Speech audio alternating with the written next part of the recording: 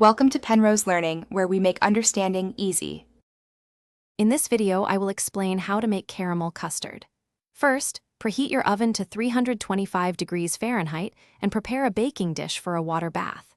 You will need 4 large eggs, 2 cups of whole milk, and 1/2 cup of granulated sugar. Having your ingredients measured and ready makes the process much smoother.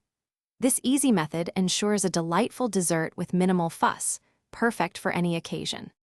To create the caramel layer, combine 1/2 cup of granulated sugar with 2 tablespoons of water in a small saucepan. Heat this mixture over medium heat, stirring occasionally, until it transforms into a beautiful, golden amber color. Be careful not to burn it.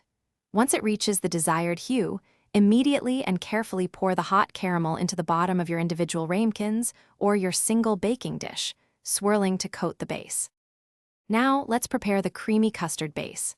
In a mixing bowl, whisk together 4 large eggs and 1/2 cup of granulated sugar until the mixture is light and well combined. Next, gently warm 2 cups of whole milk on the stovetop until it's steaming, but not boiling. Slowly pour the warm milk into the egg mixture, whisking constantly to temper the eggs. Stir in 1 teaspoon of vanilla extract, then strain the mixture for a silky smooth texture. Carefully pour the strained custard mixture over the set caramel in your ramekins or baking dish. Place these into your prepared water bath. Bake for approximately 45 to 55 minutes, or until a knife inserted near the center comes out clean.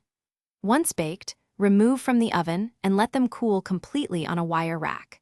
For the best results, chill the caramel custards for at least 2 hours before inverting them onto serving plates. Thanks for watching. If this was helpful, leave a like and consider subscribing. See you next time.